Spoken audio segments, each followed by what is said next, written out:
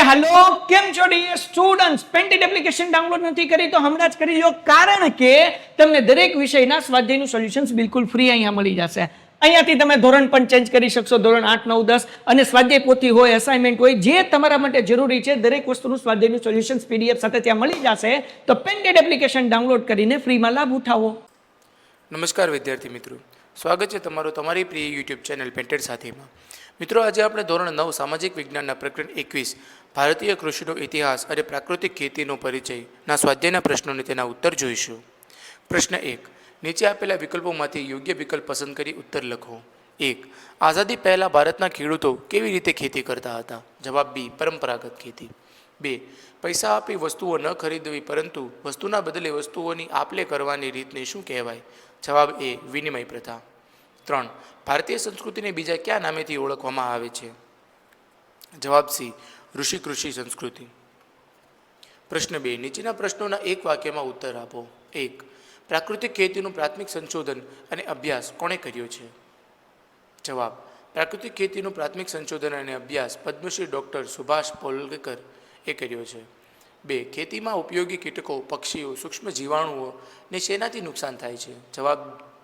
રાસાયણિક ખેતીમાં વપરાતા જંતુનાશકોને લીધે ખેતીમાં ઉપયોગ પર્યાવરણીય કીટકો, પક્ષીઓ અને સૂક્ષ્મ જીવાણુઓને નુકસાન થાય છે. 3. રાસાયણિક ખેતીનો મજબૂત અને ટકાઉ એકમાત્ર વિકલ્પ શું છે? જવાબ. રાસાયણિક ખેતીનો મજબૂત અને ટકાઉ એકમાત્ર વિકલ્પ પ્રાકૃતિક ખેતી જ છે. પ્રશ્ન 3. નીચેના શબ્દોની સમજ આપો. પારિભાષિક શબ્દો. 1. ગ્રામ્ય આત્મનિર્ભરતા. જવાબ. દેશના દરેક શિક્ષિત અશિક્ષિત નાગરિક પોતાની રીતે રોજગારી મેળવે અને પગભર થાય તેને આત્મનિર્ભરતા કહે છે. પહેલાંના સમયમાં ગ્રામ્ય સ્તરે ખેડૂતો રોજગારી મેળવવા પરંપરાગત ખેતી કરતા હતા. તેના માટે તેને પશુપાલન દ્વારા છાણિયું ખાતર મળી રહેતું હતું. સંયુક્ત કુટુંબમાં રહેવાના કારણે ખેતીકામ માટે માણસોની જરૂરિયાત પૂરી પડતી હતી. પાકનું બિયારણ સંગ્રહીને તેનું સંવર્ધન કરતો હતો. વિનિમય પ્રથા દ્વારા વસ્તુઓની આપ-લે કરતો હતો. આમ પહેલાંના સમયમાં ગામડાનો માણસ આત્મનિર્ભર હતો તેમ કહી શકાય. 2. જળ સંરક્ષણ. જવાબ. જળ સંસાધનોની જાળવણી જળ સંરક્ષણ તરીકે ઓળખાય છે. વરસાદી પાણીનો યોગ્ય રીતે સંગ્રહ કરવો, તેના દ્વારા ભૂમિગત જળસ્તર ઊંચા લાવવા, વધારે જળાશયોનું નિર્માણ કરવું વગેરે ઉપાયો કરીને જળ સંરક્ષણ કરી શકાય છે. જળ સંરક્ષણ માટે પ્રાકૃતિક ખેતી પણ કરી શકાય છે. પ્રશ્ન 4. નીચેના વિધાનો કારણ આપી સમજાવો. 1. ગૌવંશ બચાવવા માટે પ્રાકૃતિક ખેતી. જવાબ. ભારતીય સંસ્કૃતિમાં ગાયને માતા માનવામાં આવે છે અને તેની પૂજા કરવામાં આવે છે. દેશી ગાય પ્રાકૃતિક ખેતીનો મુખ્ય આધાર સ્તંભ છે. દેશી ગાયના 1 ગ્રામ ગોબરમાં ખૂબ જ મોટી સંખ્યામાં ઉપયોગી સૂક્ષ્મ જીવાણુઓ હોય છે, જે ખેતી માટે ખૂબ જ મહત્વપૂર્ણ તેમજ ગૌમૂત્ર, દૂધ, ઘી વગેરે પણ તેટલા જ મહત્ત્વના છે. સામાન્ય રીતે લોકો ગાયના વૈજ્ઞાનિક મહત્ત્વ વિશે પૂરતી સમજણ ધરાવતા નથી. પ્રાકૃતિક ખેતી દ્વારા ગાયોને સાચા અર્થમાં માતાનો દરજ્જો મળશે અને ખેડૂત પણ સમૃદ્ધ બનશે. આમ પ્રાકૃતિક ખેતીમાં ગાયનું મહત્ત્વ અને જરૂરિયાત વધતા ગૌવંશ બચાવી શકાશે. 2. ખેડૂતોના જીવન પરિવર્તન માટે પ્રાકૃતિક ખેતી. જવાબ. ખેડૂતોના જગતનો તાત કહેવામાં આવે છે, પરંતુ આજે કદાચ આ જગતનો તાત વધુ ઉત્પાદન મેળવવાની ઘેલછામાં જરૂરિયાત કરતાં વધુ ખેતી ખર્ચ કરતો હોવાથી ઓછું વળતર મળવાથી અફસોસ વ્યક્ત કરી રહ્યો હોય તેવું લાગે છે. પ્રાકૃતિક ખેતી કરવાથી પ્રકૃતિનું શોષણ અટકે છે અને આવી ખેતી પદ્ધતિ ઉત્પાદિત ખેત પેદાશોનો ઉપયોગ કરવાથી જમીન તથા માનવીની તંદુરસ્તી અને સાત્વિકતા વધે છે. અનેક વૈશ્વિક સમસ્યામાંથી તેમજ ઓછા ખર્ચ તથા નફાનું પ્રમાણ વધતા ખેડૂત આર્થિક રીતે સમૃદ્ધ બનશે. આમ પ્રાકૃતિક ખેતી થકી ખેડૂતોના જીવનમાં આવા અનેક પરિવર્તનો જોવા મળે છે. 3. સ્વાસ્થ્ય માટે પ્રાકૃતિક ખેતી અથવા તંદુરસ્ત સ્વાસ્થ્ય માટે પ્રાકૃતિક ખેતી મહત્ત્વની છે. સમજાવો. જવાબ. આજે આપણા દેશમાં મોટાભાગના લોકો કેન્સર, ડાયાબિટીસ, હૃદયરોગ વગેરેથી પીડાઈ રહ્યા છે. આની પાછળનું મુખ્ય કારણોમાં રસાયણવાળો ખોરાક છે. આવા રસાયણવાળો ખોરાક ખાવાથી આ બીમારીઓ ખૂબ ઝડપથી વધી રહી છે. આજના સમયમાં લાંબુ આયુષ્ય અને તંદુરસ્ત જીવન જીવવા માટે પ્રાકૃતિક ખોરાક અનિવાર્ય છે. પ્રાકૃતિક કૃષિ પદ્ધતિ સંપૂર્ણ પ્રાકૃતિક છે અને તેમાં કોઈ જ પ્રકારના રાસાયણિક ખાતરો કે જંતુનાશકોનો ઉપયોગ કરવામાં આવતો નથી, જેથી ઉત્પાદન સંપૂર્ણ રસાયણ મુક્ત હોય છે. આ પદ્ધતિથી ઉત્પાદિત થતી ખેત પેદાશોમાં જમીનમાં રહેલા તમામ આવશ્યક પોષક તત્વો ઉપલબ્ધ થાય તેવી વ્યવસ્થા ગોઠવાયેલી હોય છે. તેના પરિણામે આ પદ્ધતિથી ઉત્પાદિત ખેત પેદાશો પોષક તત્વોથી ભરપૂર હોય છે અને ઔષધીય ગુણો ધરાવે છે. આમ માનવીના સ્વાસ્થ્ય માટે પ્રાકૃતિક ખેતી અનિવાર્ય. હેલો કેમ છો dear students, painted application download નથી કરી તો હમણાં જ કરી લો, કારણ કે તમને દરેક વિષયના સ્વાધ્યાયનું સોલ્યુશન્સ બિલકુલ ફ્રી અહીંયા મળી જશે. અહીંયાથી તમે ધોરણ પણ ચેન્જ કરી શકશો, ધોરણ 8, 9, 10 અને સ્વાધ્યાય પોથી હોય, અસાઇનમેન્ટ હોય, જે તમારા માટે જરૂરી છે દરેક વસ્તુનું સ્વાધ્યાયનું સોલ્યુશન્સ PDF સાથે ત્યાં મળી જશે. તો પેન્ટેડ એપ્લિકેશન ડાઉનલોડ કરીને ફ્રીમાં લાભ ઉઠાવો. પ્રશ્ન 5. નીચેના પ્રશ્નોના માગ્યા મુજબ જવાબ આપો. 1. હરિયાળી ક્રાંતિનો ઉદ્ભવ અને તેના પરિણામો વિશે વિગતે લખો. જવાબ. હરિયાળી ક્રાંતિનો ઉદ્ભવ. આઝાદી પછી દેશમાં સતત વસ્તીમાં વધારો થતો ગયો. તે સમયે વિદેશી અનાજ આયાત કરવું પડતું હતું, જેથી આપણો દેશ અનાજ માટે સ્વનિર્ભર બને તે માટેના અથાગ પ્રયત્નો થકી આપણા દેશમાં હરિયાળી ક્રાંતિનો ઉદ્ભવ થયો છે. હરિયાળી ક્રાંતિ એટલે કૃષિ વૈજ્ઞાનિકોના પ્રયાસથી હાઇબ્રિડ બિયારણો, રાસાયણિક ખાતરો, જંતુનાશકોના ઉપયોગથી અનાજના, મુખ્યત્વે ઘઉંના ઉત્પાદનમાં જે વધારો થયો તેને હરિયાળી ક્રાંતિ તરીકે ઓળખવામાં આવે છે. હરિયાળી ક્રાંતિના પરિણામો. જરૂરિયાત કરતાં વધુ પ્રમાણમાં રસાયણોના ઉપયોગથી ખેડૂતોને વર્ષો ખેતી ખર્ચ વધતો ગયો.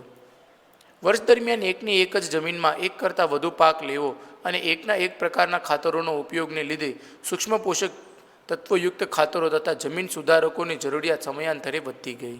જમીન રાસાયણિક ખેતીના લીધે સખત થઈ જવાથી વિવિધ પાકો લેવા માટે યાંત્રિક ખેતી ખર્ચમાં વધારો થયો અને વધુ પડતા પિયતથી પાણીમાંના ક્ષારનું પ્રમાણ જમીનમાં વધવાથી ઉત્પાદનમાં વહન ઘટાડો થતો ગયો. રાસાયણિક ખેતીમાં સેન્દ્રિય ખાતરોનો ઉમેરો ઓછો થતો હોવાથી અને ફક્ત રાસાયણિક ખાતરોનો ઉપયોગ થતો હોવાથી ધીરે ધીરે જમીનની ફળદ્રુપતા ઘટવાને લીધે ઉત્પાદકતા ઘટતી જાય છે. રાસાયણિક ખેતીમાં અપૂરતા સેન્દ્રિય ખાતરોના જથ્થાને લીધે જમીનની ભેજ સંગ્રહ શક્તિ ઘટે છે. તેના કારણે કૃષિ ક્ષેત્રે પાણીનો વધુ ઉપયોગ કરવો પડે છે. તેમજ વધુ પડતા રસાયણોના ઉપયોગના લીધે ભૂગર્ભ જળ દૂષિત થાય છે. ફક્ત રાસાયણિક ખાતરોના ઉપયોગ થકી ઉત્પાદિત થતા પાકોમાં સંતુલિત પોષક તત્વોના અભાવના લીધે મનુષ્યના શરીરમાં વિટામિન અને ખનિજની ઉણપ થવાથી રોગો પણ થાય છે. રાસાયણિક ખેતીમાં જરૂર કરતાં વધારે પિયત અને અન્ય રસાયણોના ઉપયોગને લીધે કેટલાક ગ્રીનહાઉસ ગેસ, મિથેન, નાઇટ્રોક્સ ઓક્સાઇડ વગેરે ઉત્પન્ન થાય છે, જે ગ્લોબલ વોર્મિંગ, વૈશ્વિક તાપમાન વૃદ્ધિ મહત્વનો ભાગ ભજવે છે. જરૂરિયાત કરતાં વધુ માત્રામાં કૃષિ રસાયણોના ઉપયોગથી રસાયણોના અવશેષો કૃષિ ઉત્પાદનોમાં આવતા હોવાથી કૃષિ ઉત્પાદનોની નિકાસ પર અસર થાય છે. આ ઉપરાંત રાસાયણિક સંસાધનો પાછળના વધારે ખર્ચને લીધે ખેત ઉત્પાદનોની નિકાસ પર અસર થાય છે. આ ઉપરાંત રાસાયણિક સંસાધનો પાછળ ખર્ચને લીધે ખેત ઉત્પાદનોની પડતર કિંમત પણ બહુ ઊંચી જતી રહે છે. પરિણામ સ્વરૂપે ખેડૂતોની આવક ઘટે છે. રાસાયણિક ખેતીમાં વપરાતા જંતુનાશકોના લીધે પર્યાવરણમાં રહેલા કેટલાક ઉપયોગી કીટકો, પક્ષીઓ અને સૂક્ષ્મજીવો નાશ પામે છે. તેના લીધે કુદરતી રીતે પર્યાવરણના સંતુલન ઉપર ખૂબ જ માઠી અસર થાય છે. જેમ કે મધમાખી નાશ પામવાને લીધે પરાગડયનની ક્રિયા ઘટતી જાય છે, જેના લીધે પાક ઉત્પાદનો ઘટતા જાય છે. 2. પ્રાકૃતિક ખેતી એટલે શું? સવિસ્તાર સમજાવો. જવાબ. પ્રાકૃતિક ખેતી એટલે પરંપરાગત રીતે કરવામાં આવતી ખેતી કે રસાયણ મુક્ત ખેતી. પ્રાકૃતિક ખેતીને કૃષિ પારિસ્થિતિક વિજ્ઞાન આધારિત વૈવિધ્યસભર ખેતીની પદ્ધતિ તરીકે ઓળખવામાં આવે છે. પ્રાકૃતિક ખેતીને કુદરતી ખેતી કે નેચરલ ફાર્મિંગ તરીકે પણ ઓળખવામાં આવે છે. ખેતીની આ પદ્ધતિ પાક, વૃક્ષો, પશુધનને કાર્યાત્મક જૈવિક સાથે એકીકૃત કરે છે. પૃથ્વી ઉપર માનવીના આગમન પહેલાં લાખો વર્ષોથી સજીવ સૃષ્ટિનું અસ્તિત્વ હતું. આ અસ્તિત્વને ટકાવી રાખનારા પ્રકૃતિની વ્યવસ્થાને સમજી અને તેનો ઉપયોગ આપણે ખેતી પદ્ધતિમાં કરવો તે પ્રાકૃતિક ખેતી છે. આ પ્રકૃતિનો અભ્યાસ અને સંશોધન પદ્મશ્રી ડૉક્ટર સુભાષ પોલેકરે કર્યો અને તે અભ્યાસ નિચોડવાના રૂપમાં તેમણે એક પદ્ધતિ વિકસાવી, સુભાષ પોલેકર પ્રાકૃતિક ખેતી SPNF. રાજ્ય તથા કેન્દ્ર સરકાર દ્વારા પણ પ્રાકૃતિક ખેતીનો વ્યાપ વધે અને વધુમાં વધુ ખેડૂતો તેનો લાભ ઉઠાવી શકે તે માટેના સઘન પ્રયત્નો હાથ ધરવામાં આવી રહ્યા છે. ગુજરાત સરકાર શ્રી દ્વારા ડાંગ જિલ્લાને પ્રાકૃતિક કૃષિના જિલ્લા તરીકે જાહેર કરવામાં આવેલ છે. પ્રાકૃતિક કૃષિમાં શિક્ષણ, સંશોધન અને વિસ્તરણ પ્રવૃત્તિઓને વેગ મળી રહે તે માટે સરકારશ્રી દ્વારા નેચરલ ફાર્મિંગ અને ઓર્ગેનિક એગ્રીકલ્ચર યુનિવર્સિટીની સ્થાપના કરવામાં આવેલ છે. પ્રાકૃતિક કૃષિ પદ્ધતિનો વ્યાપ વધારવા અને ખેડૂતોને અવિરત માર્ગદર્શન દ્વારા પ્રોત્સાહન પૂરું પાડવાના હેતુ સર ગુજરાત પ્રાકૃતિક કૃષિ વિકાસ બોર્ડની રચના કરવામાં આવેલ છે. 3. ભારતીય કૃષિને શા માટે ઋષિ કૃષિની સંસ્કૃતિ કહેવામાં આવે છે? જવાબ.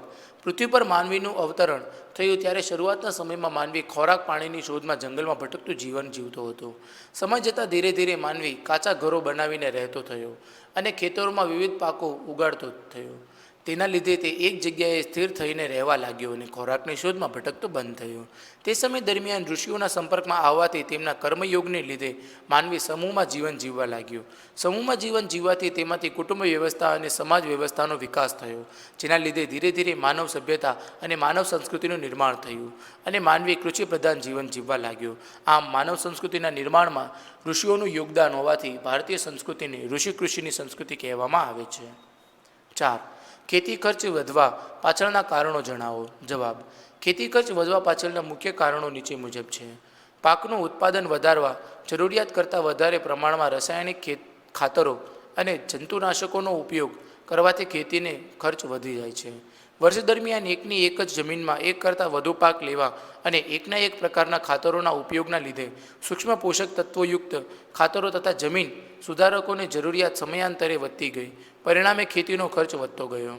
રાસાયણિક ખેતીને લીધે જમીન સખત થઈ જાય છે, જેથી વિવિધ પાક લેવા માટે યાંત્રિક ખેતી કરવા માટેનો ખર્ચ વધી જાય છે. મિત્રો, અહીં આપણો સ્વાધ્યાય એ પૂર્ણ થાય છે. તમે હજુ સુધી પેન્ટેડ સાથે સાથે ન જોડાયા હો તો આજે જ પેન્ટેડ સાથીને સબસ્ક્રાઇબ કરો. હવે આપણે મળીશું એક નવા પાઠના અને તેના પ્રશ્નોના ઉત્તરો સાથે. હેલો, કેમ છો dear students? Painted application download નથી કરી તો હમણાં જ કરી લો, કારણ કે તમને દરેક વિષયના સ્વાધ્યાયનું સોલ્યુશન્સ બિલકુલ ફ્રી અહીંયા મળી જશે. અહીંયાથી તમે ધોરણ પણ ચેન્જ કરી શકશો, ધોરણ 8, 9, 10 અને સ્વાધ્યાય પોથી હોય, અસાઇનમેન્ટ હોય, જે તમારા માટે જરૂરી છે દરેક વસ્તુનું સ્વાધ્યાયનું સોલ્યુશન્સ PDF સાથે ત્યાં મળી જશે. તો પેન્ટેડ એપ્લિકેશન ડાઉનલોડ કરીને ફ્રીમાં લાભ ઉઠાવો.